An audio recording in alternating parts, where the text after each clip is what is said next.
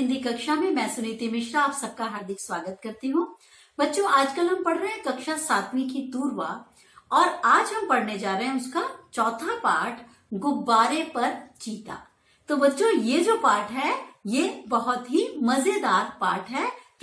मुंशी प्रेमचंद द्वारा रचित ये पाठ है। ये बाल कथा है कि कैसे बच्चे शरारत में आकर वो उसमें सर्कस में चला जाता है, मतलब सर्कस देखने के लिए चला जाता है बिना किसी को बताए, और उसके बाद उस बच्चे की शैतानी उस पे कैसे भारी पड़ती है। ठीक है, तो ये इस तरीके का पाठ है। आप लोग भी करते हो ना ऐसे कि मम्मी पापा को बिना बताए या अपने टीचर से छुप छुप के कहीं ऐसी जगह चले जाते हो और फिर होता है कि आप उसमें मुश्किल में ही फंस जाते हो, क्योंकि अगर अध्यापक किसी बात को मना करे तो आपको सुननी तो नहीं है, आपको लगता है अच्छा ये मना किया तो मैं जरूर करूंगा। तो कुछ ऐसे ही आप जैसे शैतान बच्चे की ये कहानी है। ठीक है, तो पढ़ते हैं हम गुब्बारे पर चीता। अब ये बच्चा है एक जो बोल रहा है बलदेव। तो इस कहानी का हीरो कौन है? बलदेव, नायक। मैं तो जरूर जाऊंगा, चाहे कोई छुट्टी दे या ना दे। बलदेव सब लड़कों को सर्कस देखने चलने की सलाह दे रहा है।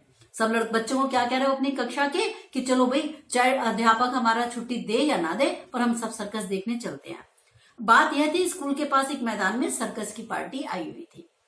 सारे शहर की दीवारों पर उसके विज्ञापन चिपका दिए गए थे, यानी इश्तहार चिपका दिए गए थे, और विज्ञापन में तरह तरह के जंगली जानवर भी दिखाए गए थे। लड़के तमाशा देखने के लिए ललचा रहे थे।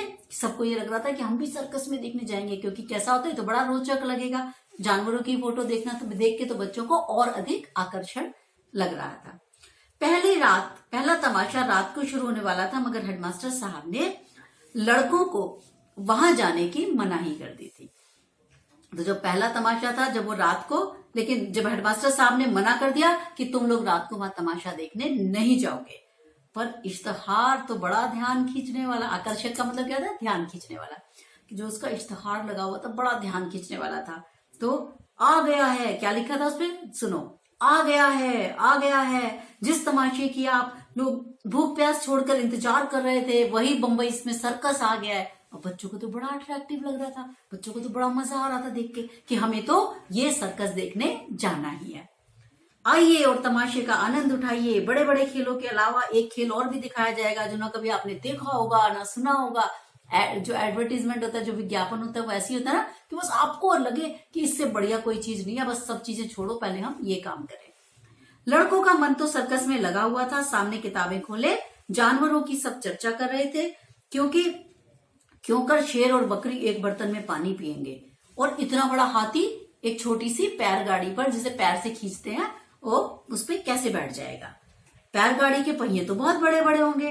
तोता बंदूक से गोली मारेगा और वनमानुष बाबू बनकर मेज पर बैठेगा। तो सर्कस में जब हम जाते हैं तो हम बड़ी विचित्र प्रकार की चीजें देखते हैं। और आजकल सर्कस कम जगह रह गई है, सर्कस बैन हो गई है। क्यों? क्योंकि इसमें जानवरों पर उनको सिखाने के लिए, ट्रेनिंग देने के हिसाब से इतना अत्याचार किया जाता है कि जो सरकार है विभिन्न देशों की, उन्होंने जानवरों पर अत्याचार के खिलाफ कानून बना दिया है। तो सर्कस अब बहुत जगह पर बंद हो गई है। अब ये बलदेव जो बच्चा है हमारा शरारती, ये पीछे बैठा हुआ अपने हिसाब की कॉपी में, हिसाब मतलब मैथ्स की कॉपी में, शेर की तस्वीर बना रहा था और सोच रहा था हाय हाय, कल शनिवार नहीं इतवार होता तो कितना मजा आता। क्यों? क्योंकि इतवार के दिन छुट्टी होती और मैं आराम से सर्कस देखने जा सकता था। बलदेव ने बड़ी मुश्किल से कुछ पैसे जमा किए थे। मना रहा था कि कब छुट्टी हो और कब भागूं। हेडमास्टर साहब का हुक्म सुनकर वह जामे से बाहर हो गया। जामे से बाहर हो जाना मतलब उसको बहुत गुस्सा आया कि क्यों, हम क्यों नहीं जा सकते। उन्होंने छुट्टी होते ही बाहर मैदान में वह निकल आया। लड़कों से बोला, मैं तो जाऊंगा, कोई मेरे को छुट्टी दे या ना दे। मगर लड़के तो बेचारे इतनी हिम्मत वाले नहीं थे, किसी की हिम्मत नहीं थी कि वो अपने अध्यापक की बात को टाल दे, इसलिए कोई भी उसके साथ नहीं गया। लेकिन बलदेव जब अकेला पड़ गया तो भी उसने सोचा, क्योंकि जो बात उसके दिल में बैठ जाती थी वो उसे पूरा करके ही रहता था, तो उसने सोचा ठीक है, कोई नहीं जाएगा तो भी मैं अकेला जाऊंगा। तो शनिवार को क्या हुआ कि लड़के तो मास्टर जी के साथ गेंद खेलने चले गए और बलदेव चुपके से खिसक कर सर्कस की तरफ चला गया। यानी उसने मास्टर जी को भी नहीं बताया और घर में भी नहीं बताया और चुपचाप सर्कस में चोरी से चल दिया। वहां पहुंचते जानवरों को देखने के लिए उसने एक आने का टिकट खरीदा। जानवरों को देखने लगा। इन जानवरों को देखकर बलदेव को मन में बहुत झुंझलाहट हुई। क्यों? क्योंकि जो शेर था ऐसा मालूम होता था महीनों से इसको मलेरिया बुखार आ रहा है। जैसा कि मैंने आपको बताया, प्रशिक्षण के दौरान ये लोग जानवरों पर इतना अत्याचार करते हैं कि वो बेचारे बीमार से हो जाते हैं और उनको बहुत अच्छा भोजन भी नहीं मिलता, क्योंकि उनको उसमें फुर्तीला रखने के लिए उनको उतना, वरना वो सुस्त हो जाएंगे, वरना वो खाएंगे और सोते रहेंगे। लेकिन ये उनको सिर्फ उतना ही भोजन देते हैं जिसमें वो बेचारे जीवित रह सके। तो अब ये क्या हो रहा है, जब ये देख रहा है तो उसको बड़ी हताशा हो रही है, निराशा हो रही है कि ये कैसे जानवर है इतने मरियल से, ये हाथी क्या उछलेगा, ये शेर कैसे उछलेगा, ये कोई बाघ है, ऐसा लग रहा है किसी ने इसका खून चूस लिया है, मुर्दे की तरह पड़ा हुआ है। और ये भालू है कि सुअर है, वो भी काना, जैसे मौत के चंगुल से निकल के भागा हो। अलबत्ता चीता कुछ जानदार है और एक 3 टांग का कुत्ता भी। तो वो क्या दिखा रहे हैं कि जितने भी जानवर हैं किसी की भी स्थिति बहुत अच्छी नहीं है, यानी सब बीमार और मरियल से लग रहे हैं, जैसा कि मैंने आपको बताया। यह क्या कर रहा है, जोर से हंसा, उसकी एक टांग किसने काट ली, दुम कटे कुत्ते, यानी ऐसे कुत्ते जिनकी पूंछ कटी हुई हो वो तो देखे थे, लेकिन पैर कटा हुआ कुत्ता उसने आज ही देखा, ये दौड़ेगा कैसे। तो मुझे ये पढ़ाते हुए भी बड़ी तकलीफ हो रही है कि ऐसा भी हो सकता है कि इन्होंने अपनी सर्कस में उसमें विचित्रता पैदा करने के लिए उसकी टांग जबरन तोड़ दी हो। ऐसा भी सर्कस वाले किया करते थे। तो इसलिए ये बात कहने में मुझे अच्छा नहीं लग रहा, लेकिन ऐसा हो सकता है। उसे अफसोस हुआ, गेंद छोड़ के यहाँ नाहक किया। नाहक मतलब बेकार में ही आया, ऐसे जानवर देखने के लिए एक आना पैसा भी मेरा नुकसान हो गया। तभी उसको एक बड़ा भारी गुब्बारा दिखाई पड़ा। उसके बाद एक आदमी खड़ा चिल्ला रहा था उसके पास, आओ चले आओ 4 आने में आसमान की सैर करो। अभी वह उसी ओर देख रहा था कि अचानक शोर सुनकर वह चौंक पड़ा। पीछे फिरकर उसने देखा कि मारे डर के उसका दिल कांप गया। वहां चीता न जाने कैसे पिंजरे से निकलकर उसी बच्चे के बलदेव की तरफ दौड़ा चला रहा था। बलदेव तो बहुत डर गया, जान बचा के भागा। तब एक और तमाशा हुआ, उधर से चीता गुब्बारे की तरफ दौड़ा। जो आदमी गुब्बारे की रस्सी पकड़े हुए था वह चीते को अपनी तरफ आते देख के भाग गया। बलदेव को कुछ नहीं सूझा तो वो झट से गुब्बारे पर चढ़ गया। क्या होता है, एक गुब्बारा होता है, नीचे टोकरी लगी होती है, तो उससे क्या होता है, वो थोड़ा सा उड़ाते थे उसको।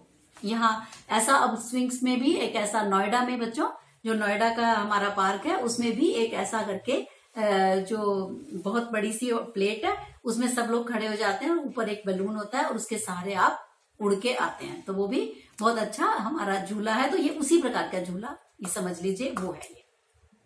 अब जैसे ही गुब्बारा तो बिल्कुल उड़ने के लिए तैयार था, आदमी वो पहले ही भाग गया। तो रस्सी छूटते ही वह ऊपर उठा और बलदेव और चीता दोनों ऊपर उठ गए। यानी बलदेव, वो चीता भी उस गुब्बारे पे चढ़ गया और बलदेव भी चढ़ गया डर के मारे। बात की बात में गुब्बारा ताड़ के बराबर जा पहुंचा। ताड़ के बराबर मतलब बहुत ऊंचाई पर। सब लोग डर गए, सब चिल्ला चिल्लाकर बलदेव को बचने के उपाय बताने लगे। बलदेव के तो होश उड़ गए। जो जो गुब्बारा ऊपर उठता, चीते की भी जान निकल रही थी। उसकी समझ में नहीं आ रहा था ये कौन मुझे आसमान में लेके उड़ा चला जा रहा है। वह चाहता तो बड़ी आसानी से बलदेव को चट कर जाता, लेकिन इस वक्त चीते को लग रहा था कि मैं अपनी जान बचाऊं कि मैं इसको खाऊं बैठ के। ठीक है, तो क्या हुआ, वो तो बेचारा अपना सारा चीतापन भूल गया। चीतापन मतलब अपनी सारी बहादुरी चीते की रखी रह गई, क्योंकि वो इतना हड़बड़ा गया कि आसमान में कहां उड़ा जा रहा हूं। आखिर वो इतना डरा कि उसके हाथ पैर फूल गए। वह फिसलकर उल्टा नीचे गिर गया और जमीन पर गिरते उसकी हड्डी पसली चूर हो गई। अब रह गया हमारा बलदेव। बलदेव को जो चीते का डर था, तो कम से कम चीता तो चलो नीचे गिर गया, अब जी हमारा बलदेव उड़ा चला जा रहा है। 1 घंटा घर की मीनार पे चढ़ गया। ऊपर से नीचे खिलौनों से, कह रहे घर इतने छोटे छोटे दिख रहे थे और उसको बहुत ही डर लग रहा था।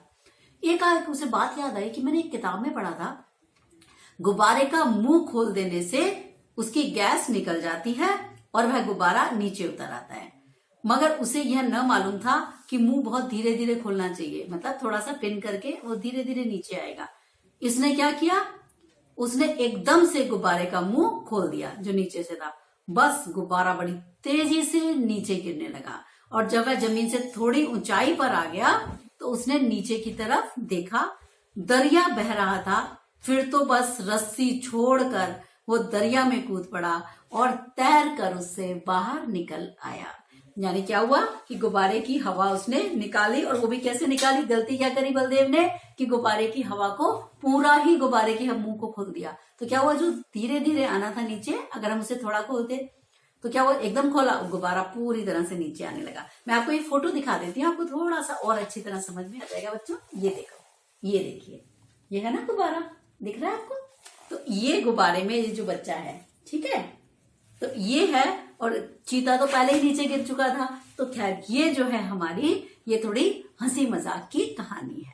तो जब हम कई बार क्या करते हैं, जब हम अपने माता पिता या अध्यापक को धोखा देके सोचते हैं कि आज हम क्या करेंगे, आज हम इनकी बात नहीं सुन के कुछ अपने मन की करेंगे, तो हम ये नहीं जानते इस प्रकार से हम अपने आप को किसी बड़े खतरे में भी डाल सकते हैं। वो तो एक अच्छा चांस है कि ये भाग्य से जो हमारा बलदेव है वो सुरक्षित रूप से बच गया, वरना क्या हो सकता था, मास्टर जी को बिना बताया आया था, चीता भी उसे खा सकता था।